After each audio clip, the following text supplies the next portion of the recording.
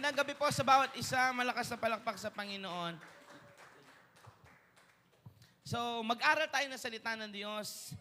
I'm blessed that you are here today. But before we start, I would just want to honor and recognize our pastors from Overflowing Church. They are here today. Pastor Anika and Pastor Cliff are joining us for tonight kasi po mamaya meron kaming labas. Meron kaming date. Invited po lahat ng gusto sumama. Basta marunong kayo lumipad. Alright. Anybody here drained? Tired? Meron ba ditong pagod? Talagang umay? Talagang wala ng lakas? And there's something that's bothering you. Tonight is your night. Because God is ready to give you strength, renew your mind, uplift your soul and spirit. As long as you're expecting God to do it. Basta, parang kulang ako ng kulang ng mic dito. No, basta ready yung puso mong tumanggap. Walang kinalaman sino magpe-preach. Kasi kahit sino mag-preach dito, kapag hindi ka ready tumanggap, same thing will happen. You're gonna go home tired. You're gonna go home wasted. You're gonna go home na parang wala lang. Pero kung pumunta ka dito kahit 5 years old na mag-preach, pero expectant heart ka na may gagawin ng Diyos sa iyo. Mga kapatid, gusto ko sabihin, may revival na dadating sa buhay mo. Kapag sinabing revival, minsan hindi yun common term na ngayong panahon na ito. Pero gusto ko sabihin ng revival, ang ibig sabihin, pagbabagong buhay. May bagong balik ng sigla ng paglilingkod kay Lord. At marami sa atin, maaminin mo man o hindi na masaya ang paglilingkod mo. Simple lang ang dahilan.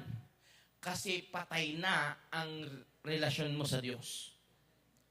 Kasi tingin mo, puro pasakit at pahirap na ang tinatanggap mo sa paglilingkod. Ngayong gabi, basagin tayong lahat ng Diyos. If you're ready, say Amen. Buksan muna natin, magbigay tayo ng galang sa salita ng Diyos. Buksan natin ang ating Biblia, 2 Corinthians chapter 12, verse 9. 2 Corinthians chapter 12, verse 9. Alright.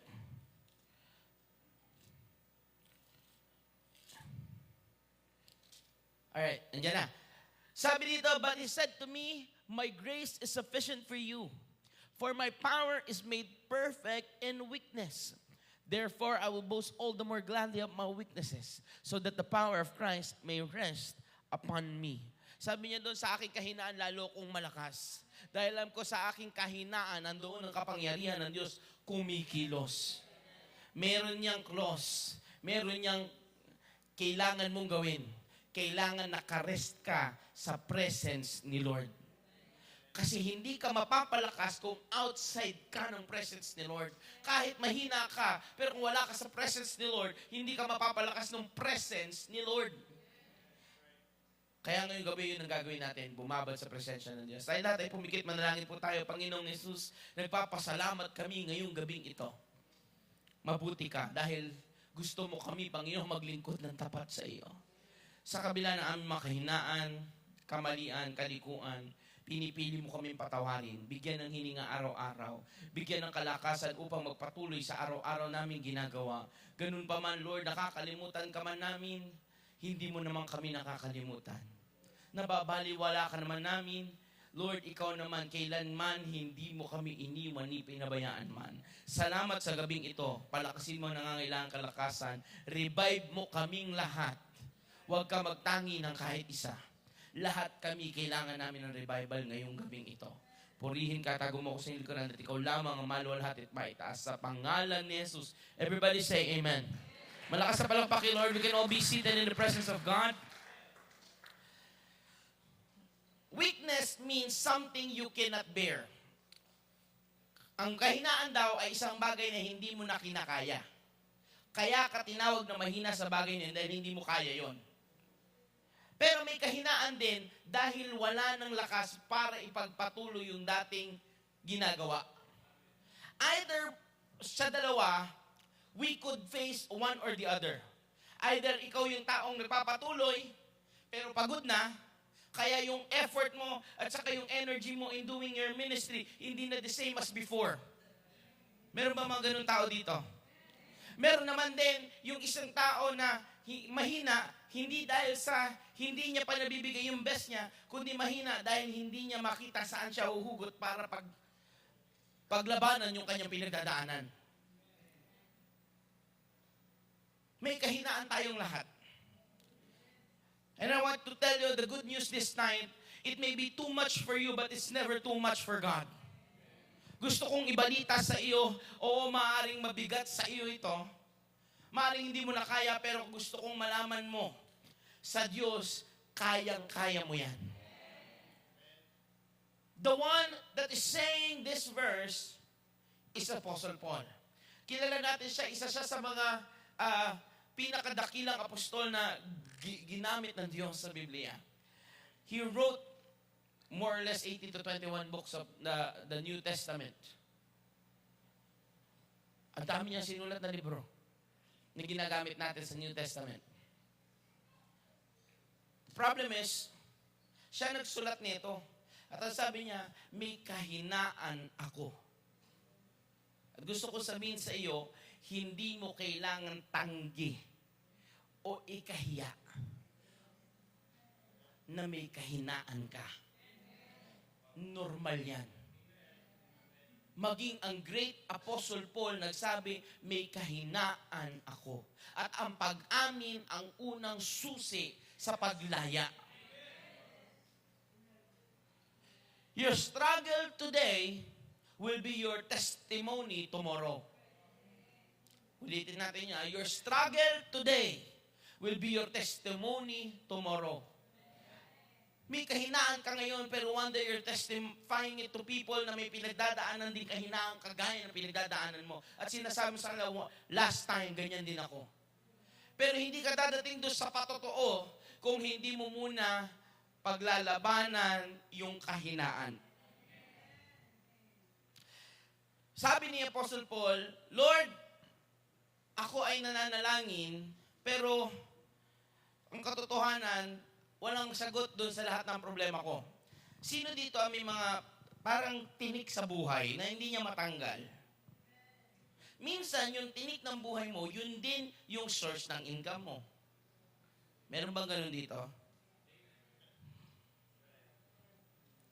Kasi, kita mo let's be honest, hindi naman kayo naka-live, no? Pinatanggal ko yung live, tama?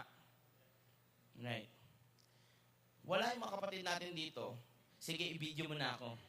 Wala yung mga kapatid natin dito, hindi sa sinisiraan ko sila. Alam nilang katayuan nila kay Lord. Wala yung mga kapatiran natin na dating maapoy kay Lord. Nagsusong lead, sumasayaw. Dahil sa torn ng buhay nila, na yun din ang nagsusustain sa kanila. Naintindihan niyo ba yun? Trabaho, kakabalik lang ng relasyon, kakaayos lang ng pamilya, kaya dating kasama, ngayon hindi. Kapag sinabing thorns of life, it is the continuous pricking or pain that you get.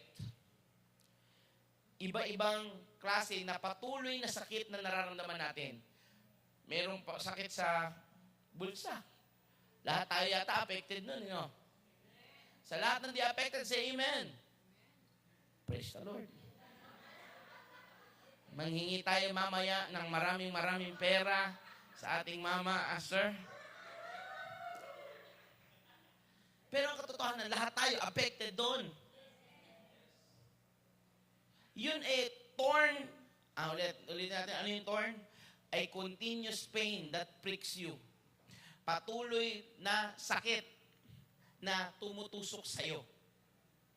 It's bearable, but you know you're getting weak every time. Kapag sinabing it's bearable, kaya naman. Pero talagang nakakapanghina. Sino dito nagkaroon ng sakit ng ngipin? Bad trip ka, no? Kasi ang liit-liit lang. At nanggaling lang yun sa isang hindi mo natanggal na laman. Tumagal, namaga, ano ba to? Tinga lang na hindi mo lang natanggal Umipit lang Hanggang mamaya-maya, namamaga na to, masakit ang ulo mo, damay na pati buong araw mo, pang buong katawan mo. That is what you call thorns of life.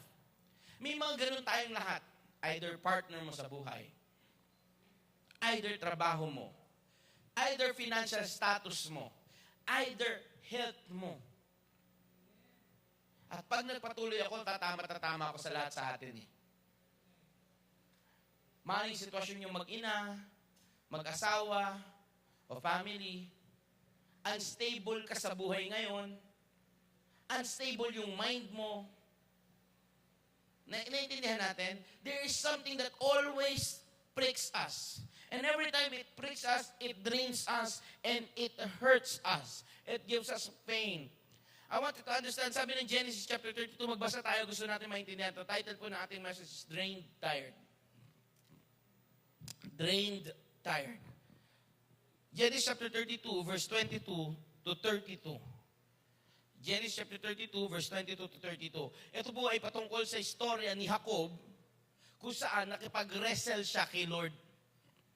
Babasahin ko po. The same night, he arose and took his 2 wives, his 2 female servants, and his 11 children across the ford of the Jabbok. He took them and sent them across the stream and everything else that he had. And Jacob was left alone, and a man wrestled with him until the breaking of the day. Hanggang madaling araw, may nakipagbuno kay Jacob. Jacob, before being called Israel, was in a struggle of breakthrough.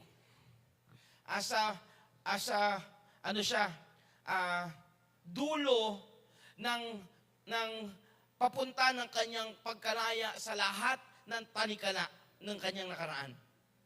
Bago baguhin ang kanyang pangalan, naintindihan natin, dati siyang Jacob, naging anong pangalan niya? Israel.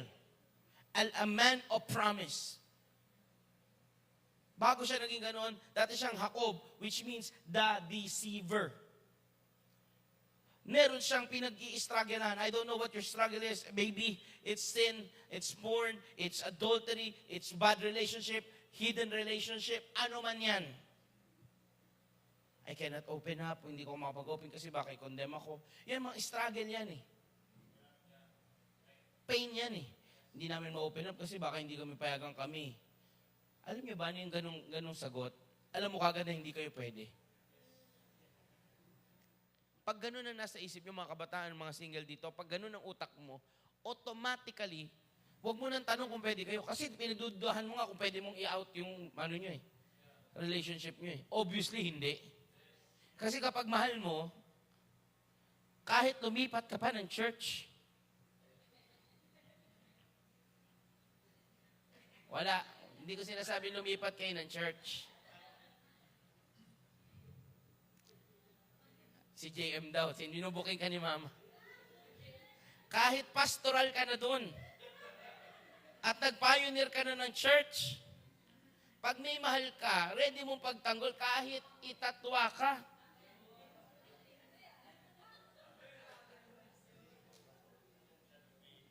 Tama ba? Naintindihan niyo ba? Ngayon, kapag tanong sa inyo kung i-out ba natin ito, tayo na ba o hindi? Huwag nyo nang anuhin. Huwag nyo na subukan. Alam nyo kagad mali yung standing nyo. And Jacob was left alone. A man wrestled with him until the breaking of the day. When the man saw that he did not prevail against Jacob, ang sabi ng anghel, hindi niya daw ma-overcome si Jacob. Alam nyo ba, para ang anghel hindi matalo, kailangan unwavering strength at faith ang meron ka. I'll give you a wide idea how strong an angel is. A man of the Lord kasi is another term for an angel. Or it is a Christophany. Or it's a theophany. I don't know, I don't understand kasi wala naman po specifics sa Bible. Pero we believe it's a Christophany kasi a man of the Lord. Or we believe it's a theophany. It's a pag-aralan nyo na lang kung ano man yan. Yung dalawang bagay. Christophany is Christ formation in man. Theophany is a God in the image of a man. Okay, ibang bagay. So, either or, sabi niyan, the man of God, isang lingkod ng Diyos, pero ang naniwala tayo, sa ibang translation kasi, anghel ito ng Diyos. Ang sabi, gusto ko magkaroon kayo ng idea gano'ng kalakas ang isang anghel. Ang dalawang anghel umuubos ng 112,000 people in one night. Ganong kalakas yon. So do you have the idea ganong kalakas ang anghel? O kung 112,000 divided by 2, 66,000. Ang isang anghel kayang pumatay ng 66,000 people in one night. 66,000. Ganon sila kalakas. Imagine anong faith ang kailangan ni Jacob para matapos yung pain ng nakaraan niya. Nung kinapitan niya itong anghel na to, ang sabi niya, hindi kita bibitawan hanggat di mo ko pinagpapala. Pero marami pong hindi nakakita ng senaryo na iyon. Alam niyo ano? At ito ang gusto kong ilagay at bigay ngayong gabi sa atin. Hindi napansin na iba ang nakita ng iba, pinagpala dahil siniraan siya ng sakit o yung ribs niya tinira. No.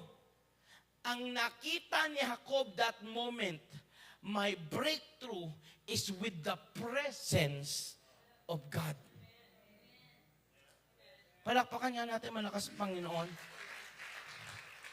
Ang aking pagpapala pag hindi ko binitawan ang presensya ng Diyos. Kaya ang sabi niya, ano man ang mangyari, umuubos ka ng isang bayan, pero ngayon kapit kita. Hindi na kita bibitawan. At ang sabi ng lalaki, nung lingkod ng Diyos, nung anghel na ito, nakita niya, mag-uumaga na, hindi niya napapabitaw si Jacob. Ganun ba yung faith mo? Ganun ba yung faith mo? Na kahit anong mangyari, ang sasabihin ni Lord, kahit anong ibato ni Satanas dito, hindi to bibitaw sa presensya ko.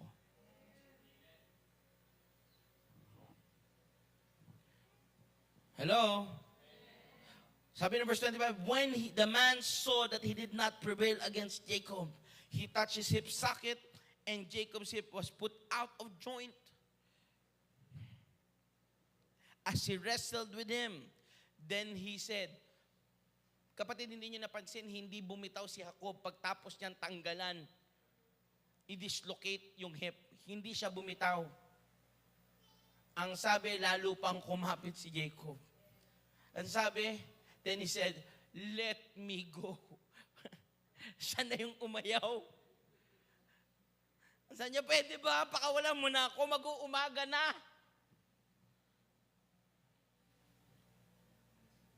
Sabi ni Jacob, I will not let you go unless you bless me.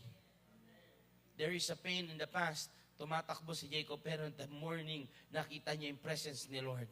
Nagkaroon siya ng opportunity to hug and to be in the presence of the Lord. Ang sabi niya, andito na yung change and breakthrough ko. Kahit anong sakit na nakaraan ko, pero may magbabago sa akin ngayong araw na ito. And what the funny thing about it, sige, palakpakan natin malakas si Lord.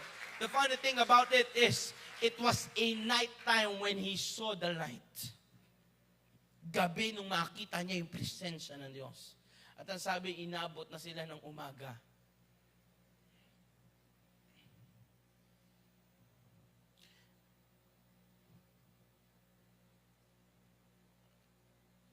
And he said to him, what is your name? And he said, Jacob. Then he said, your name shall no longer be called Jacob, but Israel.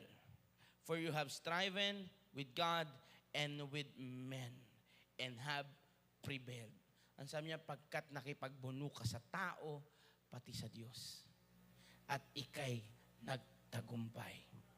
Pagkatapos mo sa struggles, sa tao at sa mundo, kailangan may struggle ng pagnanasa sa presensya ng Diyos. Kaso ang problema natin, struggle lang na magnasa sa presensya kay Lord. Naintindihan niyo yung difference?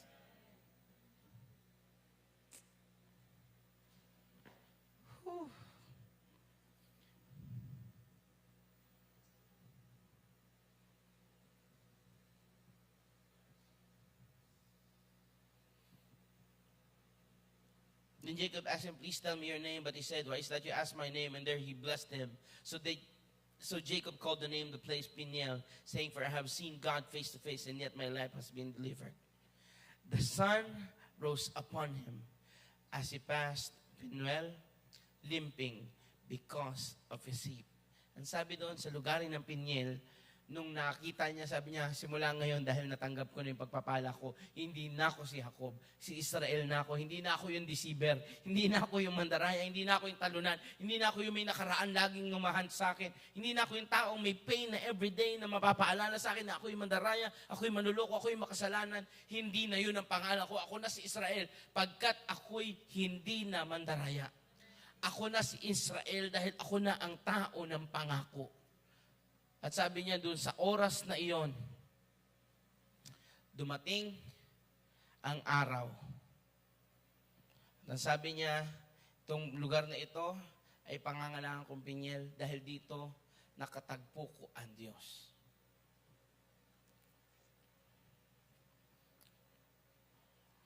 After that, gusto ko lang bigyan kayo ng idea what happened. After that, dumiretso siya kay Esau para makipag-ayos. Takot na takot siya kay Esau, kala niya papatayin siya. Pero anong ginawa ni Esau? Dahil pinago na ng Diyos ang pangalan niya, pati yung problema niyang physical. After niyang spiritual, ayusin ang lahat. Problema niyang physical, sa kanyang kamag-anak, kapatid, sa lahat ng may galit sa kanya. Sabi ni Esau, kala ko nakalimutan mo na ako. Ang totoo, mahal na mahal pa rin kita. Kala niya papatahin siya at galit na galit sa kanya, hindi. Naintindihan natin? Si Jacob may thorn and that hip, but that thorn was a blessing for him because it is a struggle to be in the presence of God. Ito'y isang pagbubuno para lang malapit sa presensya ng Diyos. At hindi siya pumayag na mawala sa presensya ng Diyos. Mga kapatid, marami sa ating pagod kasi wala tayo sa presensya ng Diyos. Okay nang mapagod ka basta nasa presence ka ni Lord dahil may breakthrough pagtapos. Hindi pagod ka lang.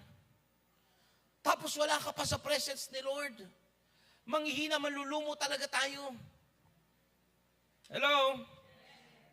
Gusto ko makiintindihan natin, hindi lang si Jacob ang mayroong problema doon sa mga thorn ng buhay. Bukod sa nakaraan niya, doon naman sa kanyang araw-araw na pinagdadaanan, hindi ito may araw-araw pinagdadaanan ng problema. Mentally, physically, health-wise, financially, I believe majority of us tatamaan sa bagay na iyon. Relational, meron din. Hello? Lahat ba tayo may mga problem na ganyan? Alam ko naman lahat tayo, umamin ka man o hindi. Meron din taong ganyan. Babalik tayo kay Paul. 2 Corinthians chapter 12, verse 7 to 10. Dito mababasa natin yung thorn ni Paul. Ang sabi diyan, 2 Corinthians chapter 12, verse 7 to 10. So to keep me from becoming conceited because of the surpassing greatness of the revelations, a thorn was given me in the flesh. Ang sabi niyan, ako man na tumanggap ng kahabagan ng Diyos at binigyan ng bagong kapahayagan ng Panginoon, ay tumanggap ng sakit sa aking pisikal. So, sino may sakit pisikal? Kung meron kang kilala o merong magandang balita sa iyo. Ang sabi ni Paul, it was given to me a messenger of Satan to harass me. Araw-araw akong binibigyan ng sakit. Araw-araw akong hinaharas. Araw-araw akong binubugbog, kinukulit. Para paalalang meron akong problema. Pero pinayagan ito ng Diyos. Alam mo ba, may mga sakit na pinapayagan ng Diyos para hindi mo siya makalimutan. Ang sabi niya, para hindi ako maging tuso, para hindi ako maging conceited, para hindi ako bumaliktad sa aking sariling pananampalataya. Verse 8, 3 times I pleaded with the Lord. Ilang beses niya daw hiningi kay Lord? Maganda yung version na yan 3 times No? 3 times I pleaded with the Lord about this, that it should leave me. Lord, pagalingin mo ako 1 time. Lord, pagalingin mo ako 2nd time. 3rd time, Lord, pagalingin mo ako. Last na to, Lord, nahihingin ko sa itong pagalingin mo ako na to. Kung ayaw mo, diwag. Ilang beses ka na humingi kay Lord ng pagpapagaling? Ng breakthrough. 3 times I pleaded with the Lord about this, that it should leave me. Basahin niyo yung kasunod. Verse 9, but He said to me, His grace is sufficient for me. Alam niyo, anong version na yung isang binasa natin kanina? NLT. Babasahin natin sa NLT. Meron kang NLT dyan, nak? Yan. Verse 8 tayo, kasi dito maganda yung yung translation. Sabi to, 3 different times I begged the Lord to take it away. Yan ba yung version natin? Verse 9. Each time He said, my grace is all you need. Each time I was declined. Each time I was denied. Ang sagot ni Lord, nope. Una, ayaw. Pangalawa, pag-isipan ko. Pangatlo, ginusto ko yan. At ang laging sagot daw ni Lord sa kanya, basta may kahabagan ako sa buhay mo, sapat na yun. Dahil gusto ko makita na yung sakit na yan, magbigay ng kalwalatian sa akin para hindi mo makalimutan sino ako. Grabe. Palakpakan natin malakas si Lord. Gusto ko pang bigyan kayo ng context nung nangyayari ang 2 Corinthians. May tinatawag na terminology na amanuensis. Okay? Amanuensis. Okay? What does that mean? They are the scribes seeing and recording what they're seeing. Nung sinulat ang 2 Corinthians, ito po ay by amanuensis. Okay? Hindi siya tao, it is a profession which yung tao, susundan si Paul, at sabi ni Paul sa kanya, lahat ng gagawin ko at sasabihin ko, i-record mo. Kaya nung nagpe-pray siya, ni-record din nung amanuensis. Okay? Sabi niya, nag-pray si Paul. Tapos sinagot siya ni Lord, ayaw. Nag-pray siya pangalawang beses. Next time, pag-isipan ko, sabi ni Lord. Third time. And this guy, the amanuensis, nasa 2 Corinthians po, they are scribes, o nagsusulat, they always follow Paul. Ngayon, nung sinusulat nila ito, kaya may sakit si Paul na ganito, kasi may tinatawag na Judaizers, o yung mga followers of the Judaism, na ina-undermine yung ministry ni Paul. Kaya yung sakit niya na sinasabi in flesh, hindi lang yung sakit niya sa paglalakad. Alam niyo ba si Paul limp? Ganyan. Ganun po si Paul. Ganyan. Kaya nung napilayan ako ng tuhod, sabi ko, Lord, ayaw ko maging Paul. Okay? Ngayon, hindi lang yung flesh, yung sakit niya. Meron pa siyang klase ng fleshly hurt from the Judaizers na ina-undermine yung ministry niya at kinukutsa siya ng sinasabi, napaka-hipokrito mo. Dati, pinapatay mo yung mga yun. Ngayon, sumasama ka naman. That is also a pain in the flesh. Ang nasasaktan doon tayo, emosyon, isip. Tama ba? Sino may mga taong nakasunod sa kabuhay nila at kala mo, sino ba ako? Ba't ba kailangan i-record niyo yung buhay ko? May mga nakaganyan ba sa buhay mo? Bawat action mo, may reaction yung iba. Kamag-anak mo, kapitbahay mo, minsan kapatid mo, no? Meron ba kayong mga ganyan? They are also called a thorn. There are different thorns in life.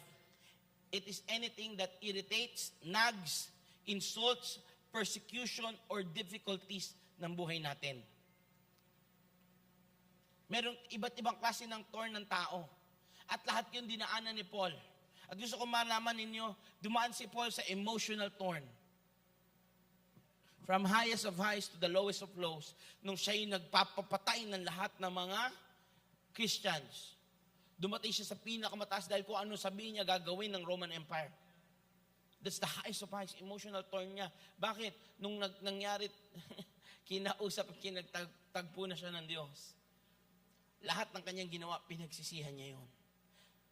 Meron siyang relational thorn. Iba-ibang klase ng thorn na meron tayo.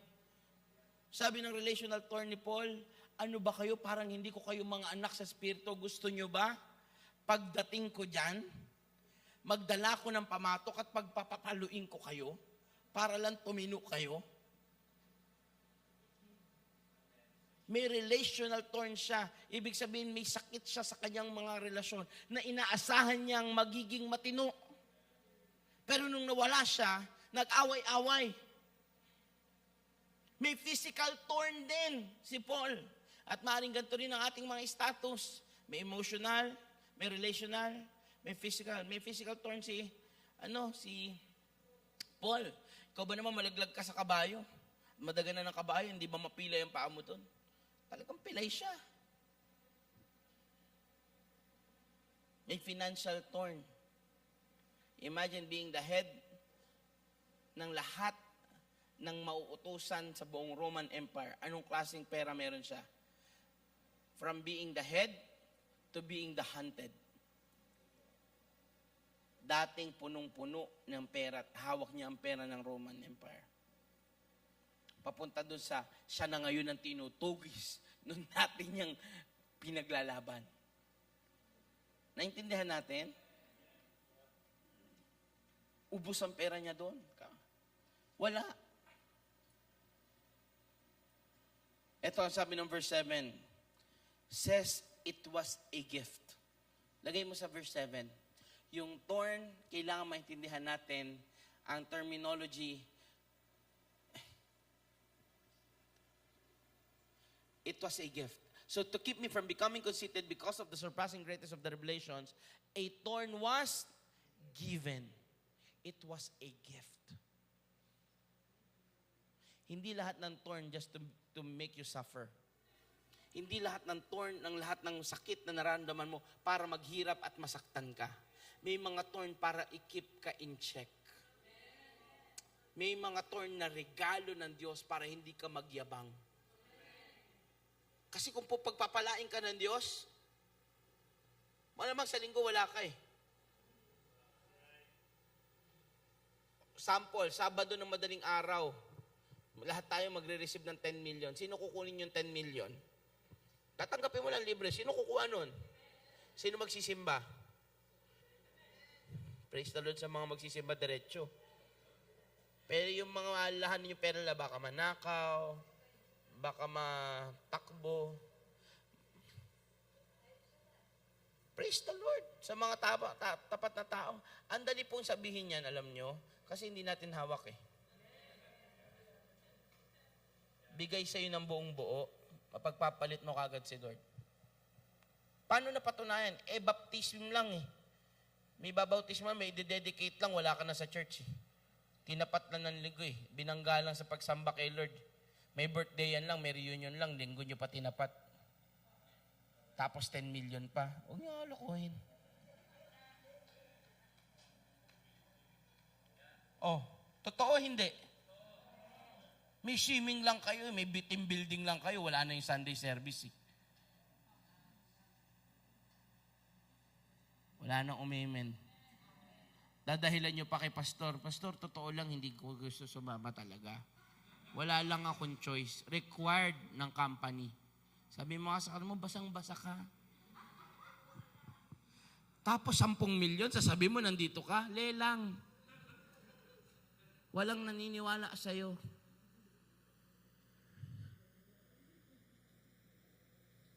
O, totoo lang.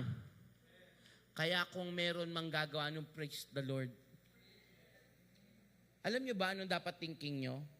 Sunday, may bigayan, may bibigyan ka ng 10 million. Gusto ko po magpatotoo sa inyo. May nagbigay sa amin na significant amount sa amin mag-asawa. Andiyan kayo? Ang sabi sa amin, Pastor, Sunday lang ako available, 9 a.m. Nasa Kabuyaw pa po kami this time. 9 a.m. magbibigay po ako sa inyo 500,000. Sabi sa akin, service po ito umaga. Sabi ko, kay Mami. Sabi ko, may magbibigay sa atin. Ikaw muna sa service. Sabi niya, hindi. Magsisimba tayo. Hayaan mo siya. That night, the night before, frustrated kami mag-asawa. Sabi ng asawa ko, ba't sila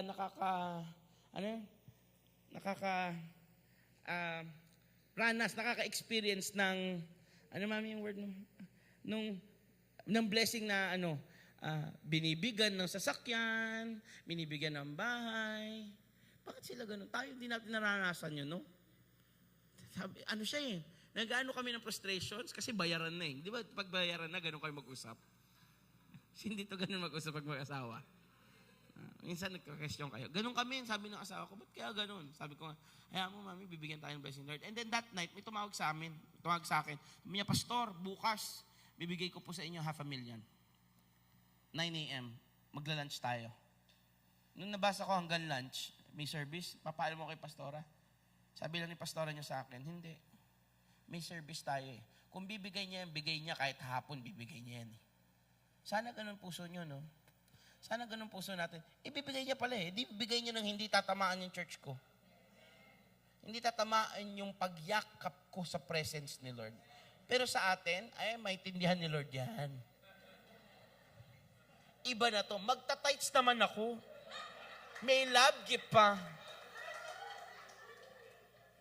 Nakita niyo yung difference? 50-50 tayo, Lord. Kunin ko lang. Lumantugtugin na yan. Narinig na yan ni Lord. Ngayon, hindi namin minute. Sabi namin may simba. That afternoon, uwian na, nagpabili kami ng lunch, magkakainan sa loob ng church. May lumapit sa akin. Niya, Pastor, ibang tao. Totally ibang tao. Yung gusto magbigay ng pera, hindi niya na inabot yung pera at di ko na siya nakausap ulit. May ibang lalaking lumapit sa akin, sabi niya, Pastor, nagre-renovate tayo ng church, wala po akong mabibigay. Sabi niya, pero kakabili ko lang po ng kotse na ito, benta niyo po. Bahala na po kayo kung saan niyo gustong gamitin. That time, it's a Mazda C6. Magandang kotse. That time. Sabi ko sa kanya, Nak, pag-pray mo to, binalik ko po yung susi sa kanya. Yung iba yung kukunin agad eh. Sabi niya, ito na yung kapalit nung tinanggal ni Lord 500. Ako po binalik ko yung susi sa kanya. Sabi ko, pag-pray mo ng maigi. Pagdating ng Wednesday, sinabi sa'yo ni Lord, di ka pinatulog, saka mo ako kausapin. Kinaumagahan po ng Lunes, pumunting sa bahay namin, dala yung buong papeles. Kinabukasan lang, Pastor, wala pa akong tulog, please lang kunin mo na. Palakpakan niya natin, malakas ang Panginoon.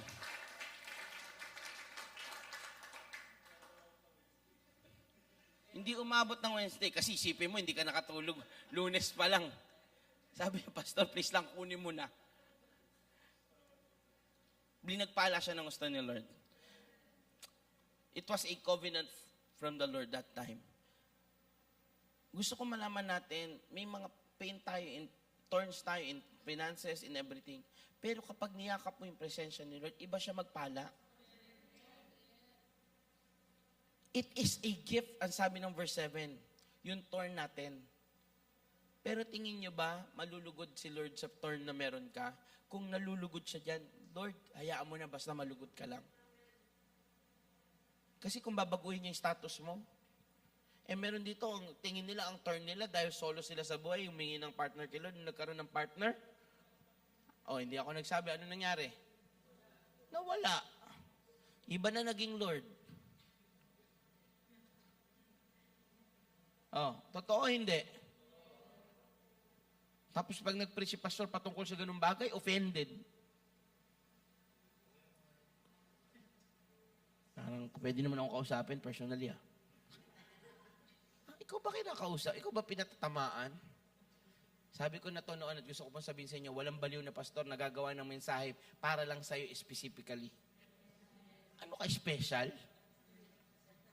Pinagod mo ako magpuyat para sa ilang araw para sa message, para lang sa'yo? Pwede ko namang kitang sampalin bigla na lang sa labas ng pinto. At at sabihin ang kulit mo. Hindi kami ganung mga pastor na gagawa ng mensahe para lang sa specific na tao, tapos lahat damay. Baliw lang gumagawa nun. Ang sabi ng Bible, it was given to me. Gusto ko maintindihan natin, God is sovereign. Kapag sinabing God is sovereign, He knows what He's doing. Alam niya ang ginagawa niya. Kaya kung may pinagdadaanan kanya ngayon, alamin mo anong gusto mangyari ni Lord sa pinagdadaanan mo. Huwag ka mag-alala kasi may kahinaan talaga tayo. Pero ang maganda, may kalakasan sa Diyos. Amen? Ito Job chapter 1 verse 8. Kailangan maintindihan natin. Paano yung pastor? Yung mga pinagdadaanan ko, okay lang ba kay Lord? Job chapter 1 verse 8. Ang pinagdadaanan mo, may approval ni Lord. And the Lord said to Satan, have you considered my servant Job? Kapag kinonsider ka ni Lord, you're in good standing with Him. Pero kapag God considered you and He asked Satan for you, there's a double blessing in your life. Hindi nyo naintindihan yata. Pag si Lord na-consider ka, malaking karangalan, may pagpapala. Pero kapag si Lord pinagmalaki ka na kay Satanas at sinabi niya kay Satanas, subukin mo man yan. Ibang pagpapala na yon. Sabi niya, have you ever considered my servant Job, that is none like him on earth, a blameless and upright man who fears God and turns away from evil? Verse 9. Tignan nyo Then Satan answered the Lord and said, does Job fear God for no reason? Takot lang ba siya sa'yo? Wala lang.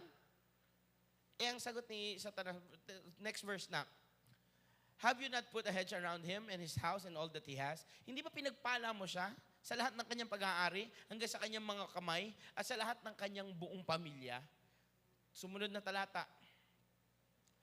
Sabi ni Satanas, pero tingnan mo, subukan mong paluin yan. At lahat ng meron siya, tingnan mo, kakalimutan ka niyan, susumpain ka niyan. Ito na ang matinding sagot ni Lord. Okay? Verse 12.